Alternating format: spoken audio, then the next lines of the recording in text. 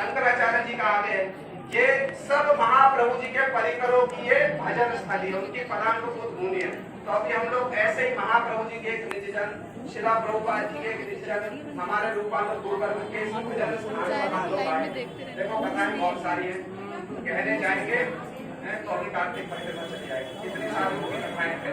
मैं एक उनके आदर्श की बात बता रहा हूँ, एक बात उनके विषय में जो उनका आदर्श है ना, उन्होंने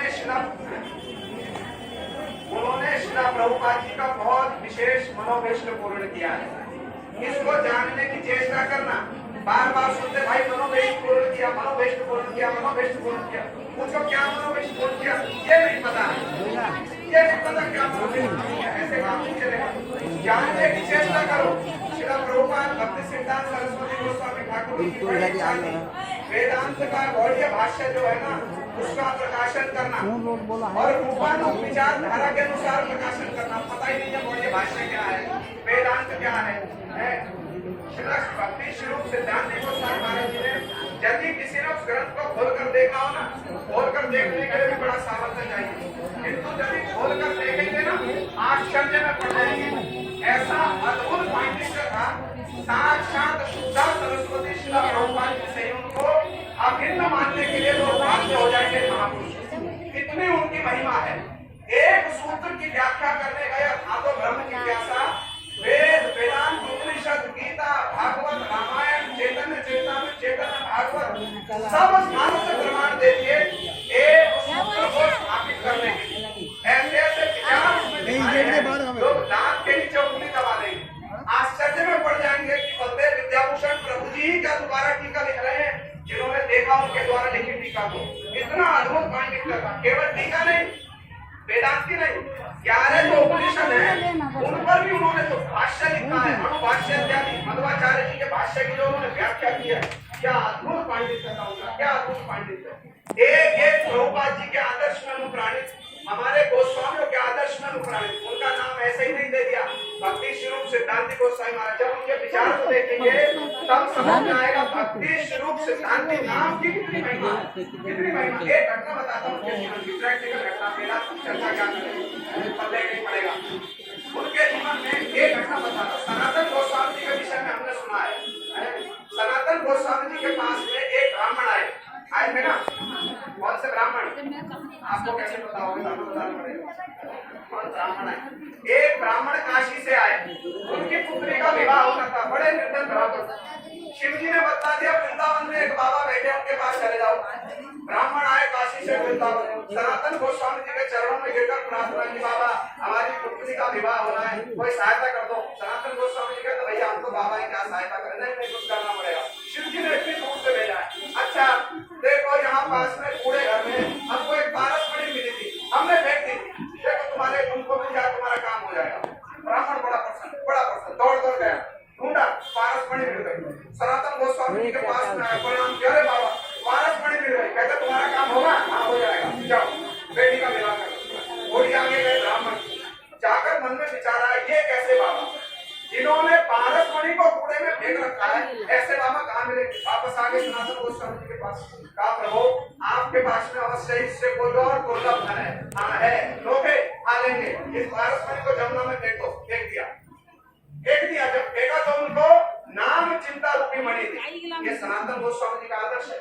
इन महापुरुष के जीवन में यदि आप देखोगे प्रैक्टिकल भी, केवल थ्योरिकल नहीं, हम बहुत सारी बातें थ्योरिकल कह देते हैं, रट कर इधर उधर से सुनकर, प्रैक्टिकल कितना इम्प्लीमेंट होता है यही प्रश्न है। किंतु इन लोगों का जीवन कैसा है, जो बोल रहे हैं, जो लिख रहे हैं, उसमें 100% सुप्रतिष्ठित है। इन महापुरुषों का वैशिष्ट है। हमारे सिद्धांत गोस्वामी महाराज के पास में बांग्लादेश से एक व्यक्ति आया, जब भारत का विभाजन हुआ ना, भारत मान लीजिए बांग्लादेश अलग हुआ, तो बांग्लादेश से एक व्यक्ति आया, बहुत सारा देश छोड़ करके आ गया, बहुत सारा सोना चांदी न जाने क्या क्या, वो स्वर्ण की मूर्तियां और ठाकुर जी के सोने की मूर्तियां पूरा बक्सा भर कर लेकर आया।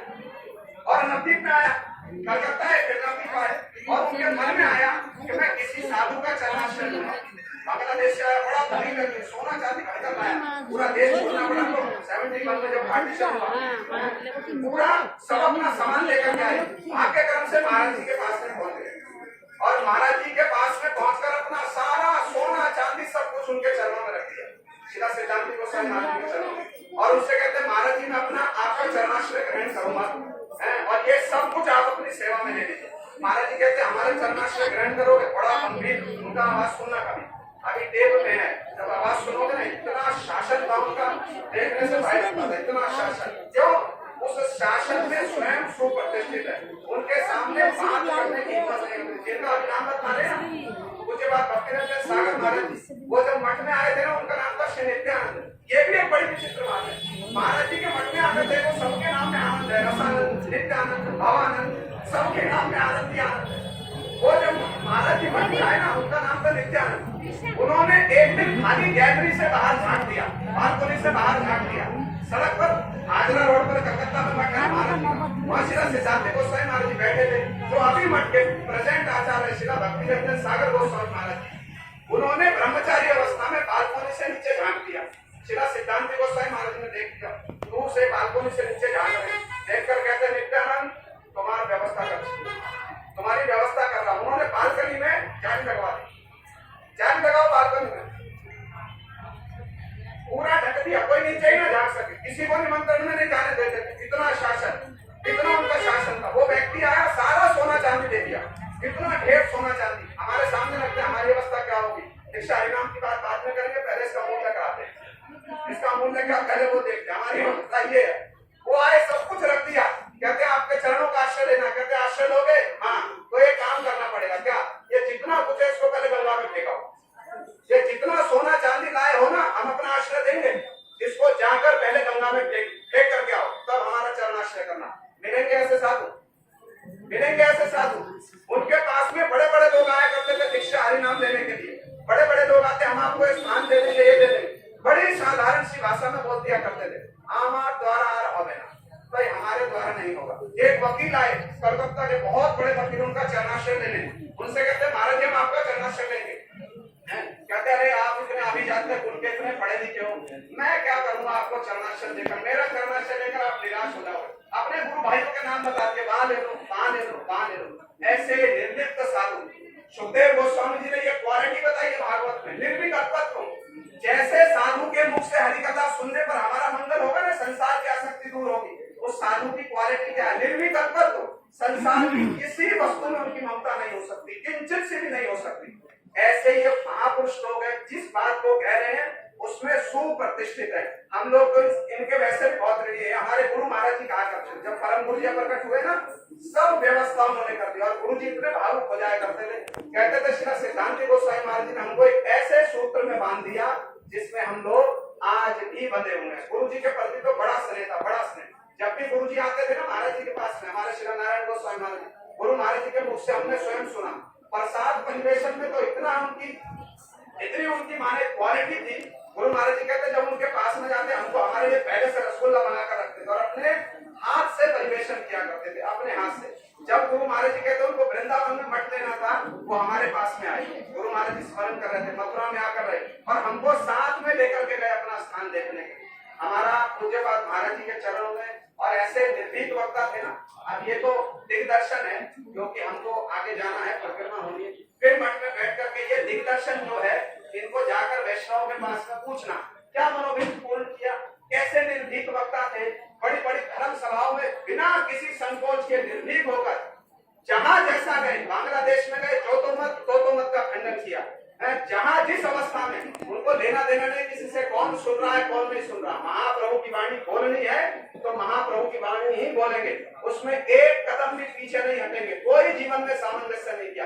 अरे जिनके लिए प्रभुपाद जी ने कहा है, उस समय में उनका नाम था जब वो ब्रह्मचारी अवस्था में थे, सिद्ध स्वरूप ब्रह्मचारी।